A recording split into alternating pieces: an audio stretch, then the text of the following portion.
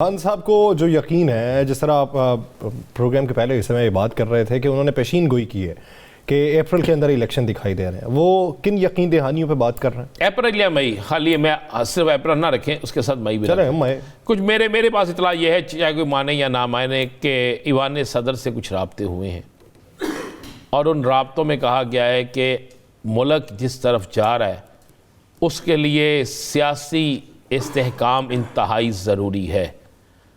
तो जिसके जवाब में सदर साहब ने ये पैगाम उन्हें दिया है कि सियासी इस्तेहकाम के लिए आपको नए इलेक्शन की तरफ जाना पड़ेगा।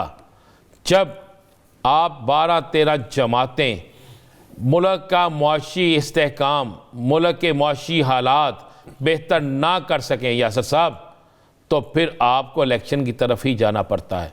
तो जिसके बाद मेरे पास ये बड़ी ख़बर है कि इत्तला ये है कि सदर साहब को कहा गया है कि आप इस तरह करें, मई, पहले कहा गया कि हमें जून का बजट पेश करने दें, सदर साहब ने इनकार कर दिया कि इस पर कप्तान राज़ी नहीं होगा। सही। फिर उन्हें कहा गया चलें हमें मई में इलेक्शन के लिए जाना है, मई तक का हमें कोई ऐसा कर दें कि हम 1 महीना और इक़्तिदार में नहीं, उसके बाद मई में इलेक्शन हो जाए।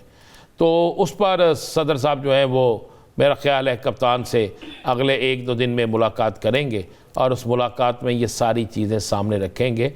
जितना मर्ज़ी मुस्लिम लीग नून कह ले हम राब्ते नहीं कर रहे, मैं आपको ये कन्फर्म इतला दे रहा हूँ कि ऐसा हो रहा हुआ है और ऐसा होने जा रहा है। आगे ये पहले की तरह काम पूरा होता है या नहीं होता ये हम नहीं कह सकते, लेकिन ये बात चल भी रही है, ये बात चली भी है और इस बात को लेकर आगे चलने के लिए तैयार भी हैं। और मैं आपको एक बहुत बड़ी क्लियर बता दूँ, आपको पता है कि मुल्क के पास ख़जाना नहीं है, आपका ख़जाना खाली, डॉलर आपके पास नहीं है, आपने अपने केस ख़त्म करा लिए हैं, दहशत गर्दी शुरू हो गई है, लेकिन इन सब के पास एक ही चीज़ है, कप्तान की गरी, कप्तान की गरी, इसके अलावा कोई चीज़ नहीं है।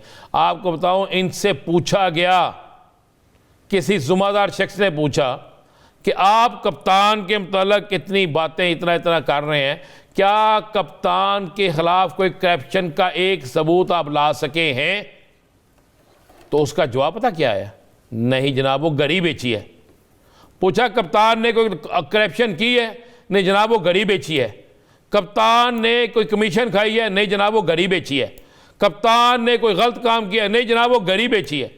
मगर कप्तान के अलावा आप कुछ नहीं निकाल सके, जिसके बाद इनकी गरी के अलावा इनके पास है कुछ नहीं, जिस पर इनकी सजश हुई है। मैं आपको ये बिल्कुल ठीक कह रहा हूं, इन्होंने जिस बंदे को खान साहब के साथ जोड़कर इल्ज़ाम लगाया, किसी एक के खिलाफ नैब किसके पास है? इनके पास। नैब इनके पास है ना जी, FIA इनके पास है ना, पकड़े तमाम क्यों नहीं? तहकीकाती इदारे हैं इनके पास ना, वो तहकीकाती इदारे अभी तक जो ये इल्ज़ाम लगाते हैं कि खान की टीम करप्शन करती रही, क्यों नहीं पकड़ रहे? इन्होंने इल्ज़ाम लगाया जी अमर क्या नहीं अरबों रुपए खा गया मेडिसन में, भैया अब आपके पास है सारा कुछ, क्यों नहीं पकड़ा? इसलिए कि इनके पास कुछ है ही नहीं, सबूत नहीं है। कहा गया जी फलां बंदा फलां कर गया, खत्म हो गया। इन FIA ने जिस शख्स को पकड़ा उसकी फौरी बेल हो गई। बेल किन बुनियादों पे हो गई? कि इल्जाम झूठे थे, इल्जाम गलत थे। तो अब आने वाले दिनों में यासर साहब, जब इनके पास कुछ नहीं है तो इनको लाने वाले, इनके सपोर्टर, ये अगर किसी मुल्क में पैसे मांगने जाते हैं, वो कहते हैं क्या गारंटी है कि आपकी हुकूमत रहेगी, क्या गारंटी है कि आपके मुल्क के अंदर मुआशी इस्तेहकाम बेहतर रहेगा, ये चीज़ें पूछी जाती हैं। अब इनमें से एक भी शख्स ऐसा नहीं है कि जो जाके बाहर ये कह सके कि जनाब हम अपने मुल्क के हालात बेहतर करेंगे। जहाँ यहाँ तो ये आलम है कि अमेरिका को खुश करने के लिए बिलावल भुट्टो जरदारी साहब मुस्लिम लीग नून के वज़रा को जलील करने से बाज नहीं आते। कभी ट्रक की बत्ती और कभी कहते हैं जनाब कोई रशिया से हमारा, रूस से मुआहिदा नहीं हो रहा, कोई पेट्रोल नहीं आ रहा, ये पेट्रोल पेट्रोल पेट्रोल, रशिया से पेट्रोल, गंदम, हर चीज़ आ रही है। बस ये तो इनका आलम है। अब मुझे बताएं, पंजाब तहलील करने के मामले पर सारी वफाकी हुकूमत कहाँ थी? इस मामले में थी ना भाई। इनको कहाँ तवज्जो देनी चाहिए थी? इनको तवज्जो देनी चाहिए थी पाकिस्तान के मुआशी हालात की तरफ, इनको तवज्जो देनी चाहिए थी आने वाले वक्तों में बेहतरी की तरफ। वो देनी होती तवज्जो उस पे, तो वो तो पिछले कोई 6 माह के ऊपर दी जा सकती थी। वो तवज्जो दे के भी देख लिया उन्होंने कि उसका हासिल क्या रहा। मेरा सवाल ये है कि अगर पंजाब असम्बली में ये सारी सूरत हाल पैदा हो गई और वफाक ने रोड़े अटकाए हैं, खैबर पख्तूनख्वा के अंदर क्या मसाइल हैं, वहाँ पे इकदाम क्यों नहीं उठाया जा रहा? पहली बात यह है कि खान ने कहा था दोनों असम्बलियाँ इकट्ठी रिजॉल्व करनी है, तहलील करनी है। क्यों वो एक असम्बली तहलील करेंगे?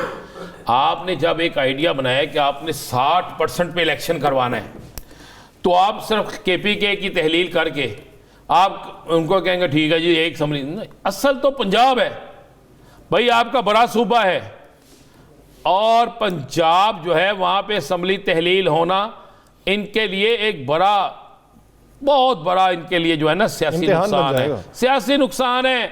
और इनके पास उम्मीदवार नहीं होने पंजाब में। यासर साहब, ये मुझे आप उम्मीदवार देख लीजिएगा, मैं गिनती कर दूंगा आपको कि किस किस हल्के में इनके पास उम्मीदवार नहीं होंगे। मैं बता दूंगा कि कितने इनके MP है, कितने इनके MNA जो हैं वो भाग रहे हैं। ये सेंटर पंजाब में सबसे मजबूत थे, सबसे कमजोर है सेंटर पंजाब में। जनूबी पंजाब में पीपल्स पार्टी दावे करती थी, 0 है। इसके बाद आप आ जाए ना आगे, इधर आप पोटोहार की तरफ आ जाए। पोटोहार में क्या है इनके पास? जो ये एक सीट जिमनी जीते हैं, वो जिस तरीके से जीते हैं सबको पता है। कितने वोटों से जीते हैं? चंद वोटों से। चंद वोटों का फर्क नहीं होता। जब ये आने वाले दिनों में, और जहां से कप्तान और नून लीग तहरीक इंसाफ जीती है, वो उनकी लीड हजारों में है।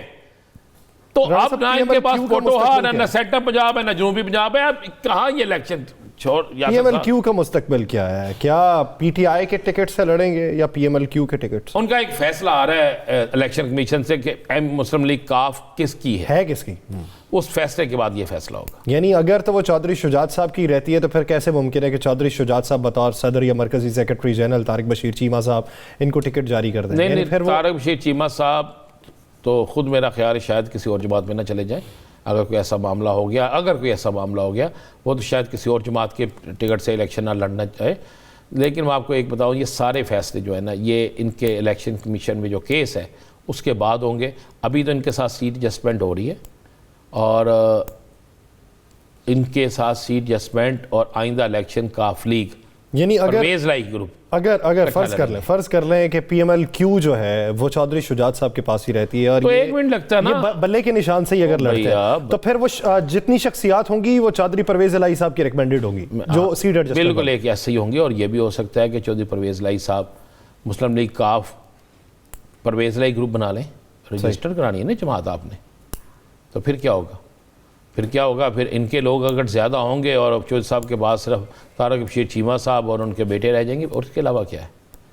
इस वक्त भी अगर आप अददी तादाद देखें तो चौधरी परवेज़ इलाही साहब के पास है, उन्हीं के पास ही ना, ठीक है। तो लोग उनके साथ मोहब्बत करते हैं, उनका एक अच्छा रखाव है, वो लोगों के काम करते हैं, लोगों से मिलते हैं, उन्होंने अच्छा डिलीवर किया। एक बात तो हमें माननी चाहिए ना, इस थोड़े अरसे में उन्होंने इतने काम कर दिए जो 4 साल में नहीं हुए।